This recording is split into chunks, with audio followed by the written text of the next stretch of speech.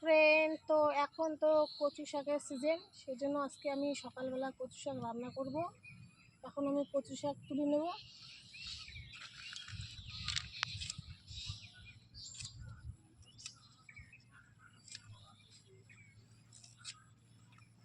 আর এই কচু শাকগুলো খেতে খুব ভালো লাগে।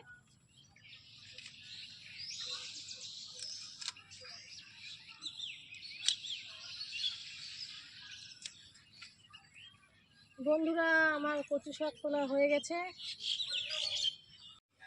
বন্ধুরা, তাহলে আমি কচু শাকগুলো ভালো করে কেটে নেব। এই দেখুন, আমার কচু শাক কাটা হয়ে গেছে। এখন কচু শাকগুলো আমি ভালো করে ধুয়ে নেব। এই দেখুন বন্ধুরা, আমি কচু শাকগুলো ভালো করে ধুয়ে নিচ্ছি।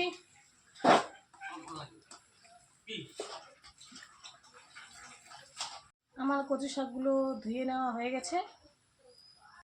আমার স্নান হয়ে গেছে, আমি এখন রান্না বসাবো। আমি এখন কচু শাক বসাবো। প্রথমে কড়াইয়ে সরষের তেল দেব। সরষের তেল একটু কচু শাকে বেশি লাগবে, সেই জন্য আমি সরষের তেল একটু বেশি করে দিলাম। এই যে পেঁয়াজ কুচিগুলো এখন দেব।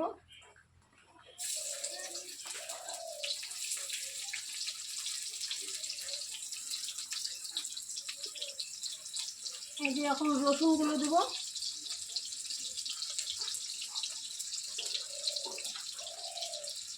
এই যে কাঁচা লঙ্কা দেখছেন, এখন কাঁচা লঙ্কাগুলো দেব।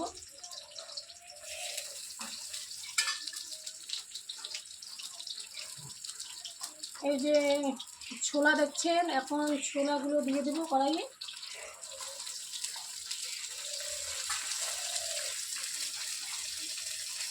এখন এগুলো ভালো করে ভেজে নেব।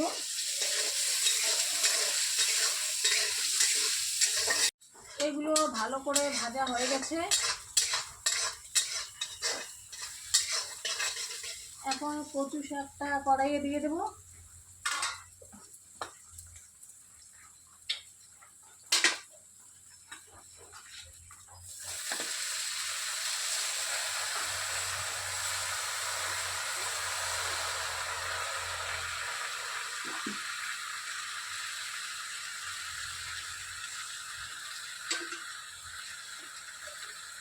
এখন কচু শাকে লবণ দেব।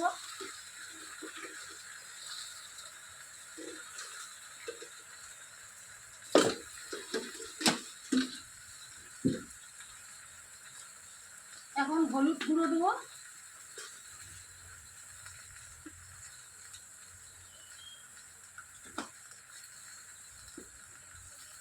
এখন এগুলো ভালো করে নেড়ে নেব।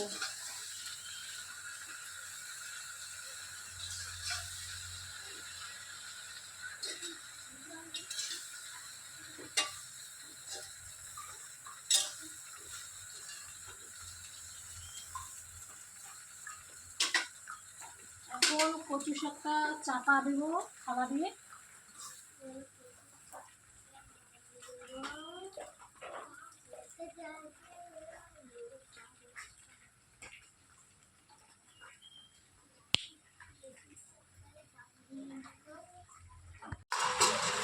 কচু শাকগুলো প্রায় হয়ে গেল।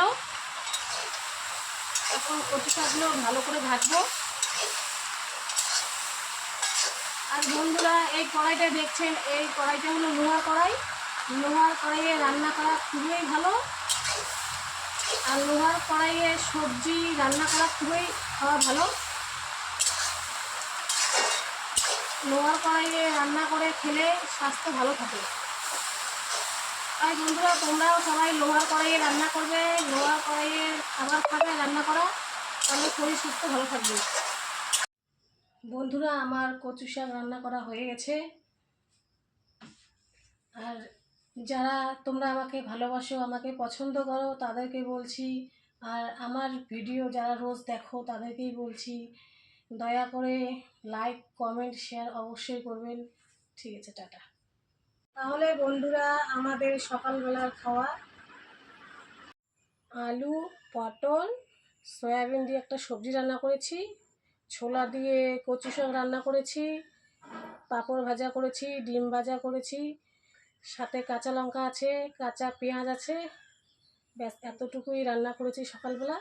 আর কচু শাক রান্না করার পরেই আমি ডিম ভেজেছি, পাঁপড় ভেজেছি আর সয়াবিনের সবজি রান্না করেছি।